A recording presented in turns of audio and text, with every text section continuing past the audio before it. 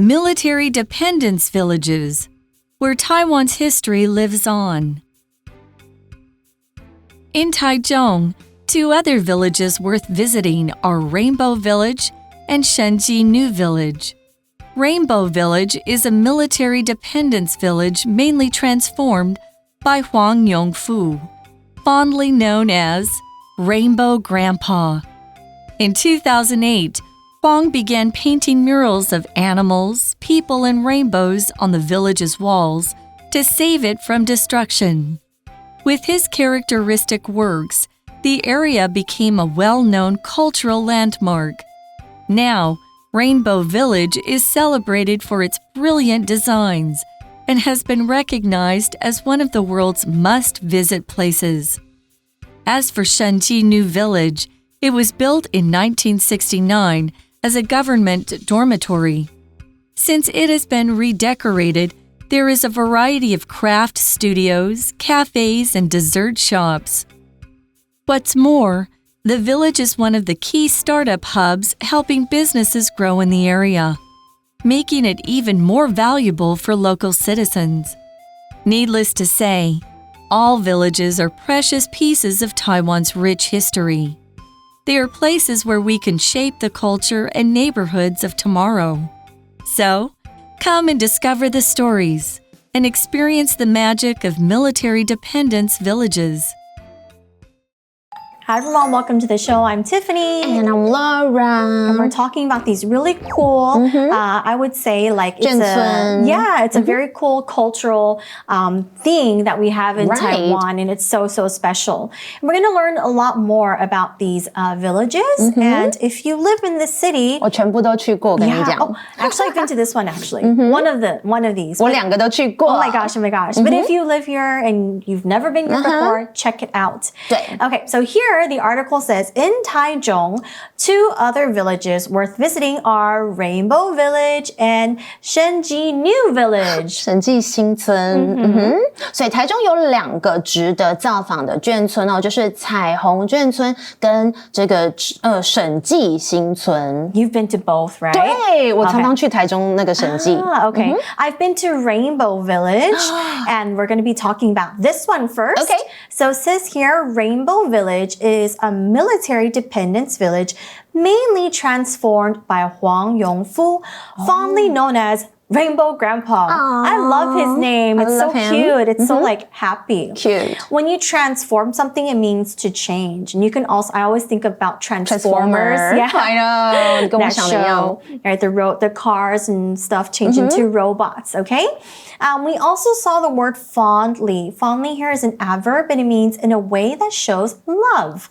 For example, we can say, although Mrs. Xu retired, she is fondly remembered as everyone's favorite kindergarten teacher. You should go back and visit her. Okay. Yeah. Transform 大家应该知道变形金刚 Transformer. OK， 没错，这个是它的动词哦，就是改造啊，彻底改变。而 fondly 在本课是有着亲切地、关爱地，它是一个副词哦。For example, when Grandma talks about her old dog, she always smiles fondly and says, "He was my best friend." Aww, it makes me so sad. I know. All right, so when you're to be known as something, so we have a be verb, known as something.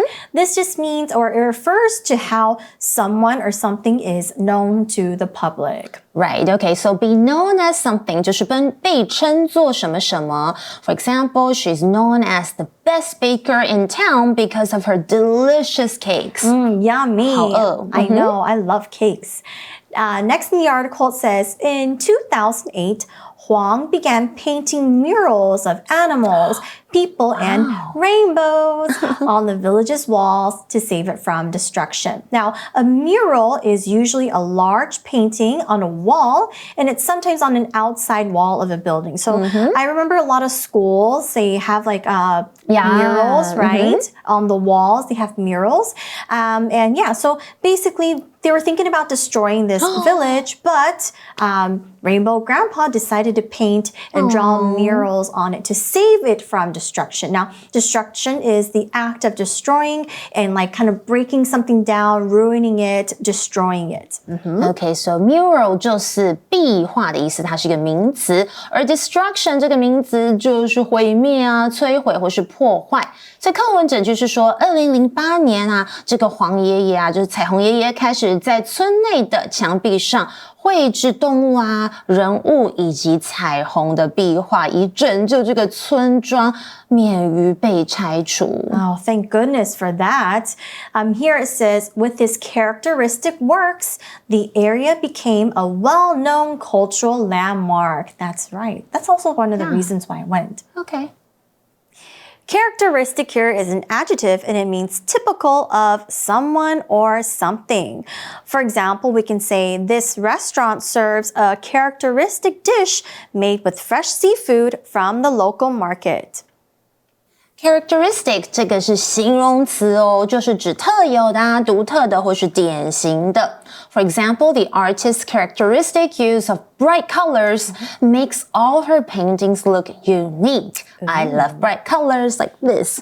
Okay, landmark 是什么呢？就是地标啦，它是一个名词哦。所以随着这些独特的画作逐渐受瞩目，这个地方成为了著名的文化地标呢。That's right.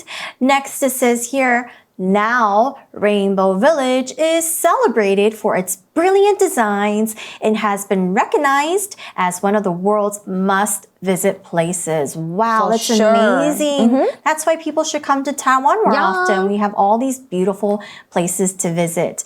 Here, it's recognized as a must-visit place. Recognize here is a verb and it means to officially accept that an organization, government, or document has legal or some kind of official authority. Okay, so it's basically you're given the official go or like, yeah, come here.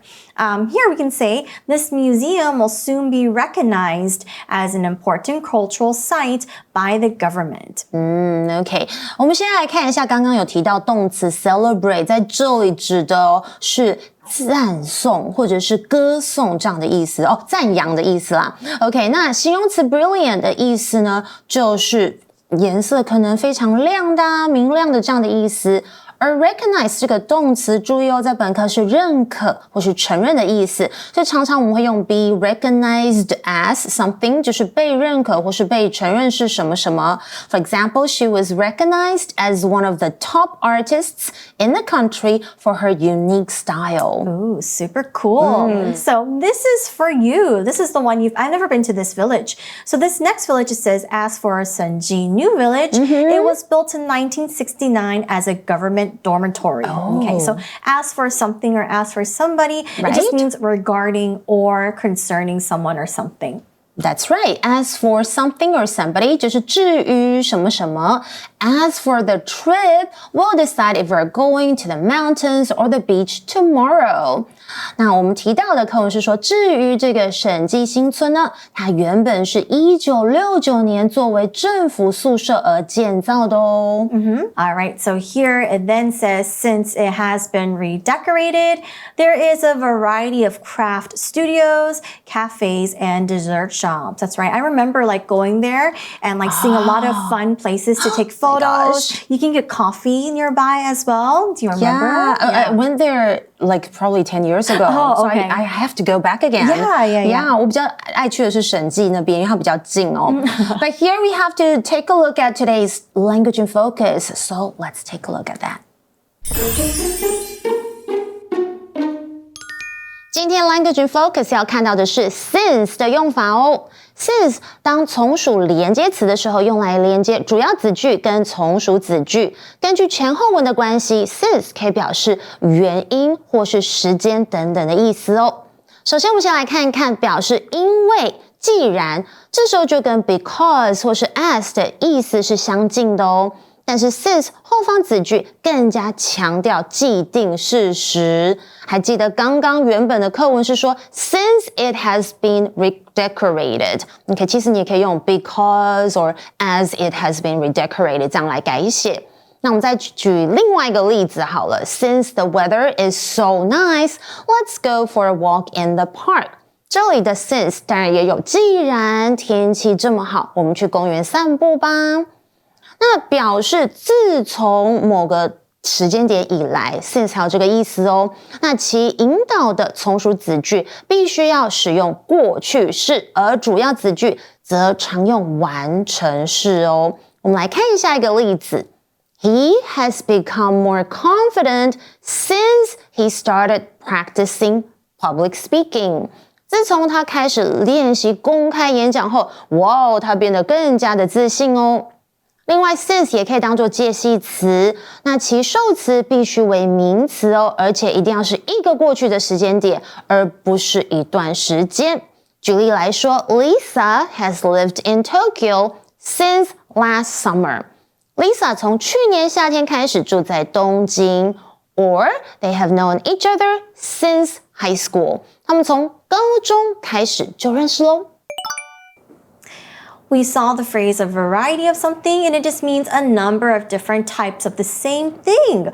So for example, like cars, okay, maybe one car company can make a lot of different types and styles of cars, or even like simple things like apples and oranges. They're different varieties or different tastes to fruits and vegetables too.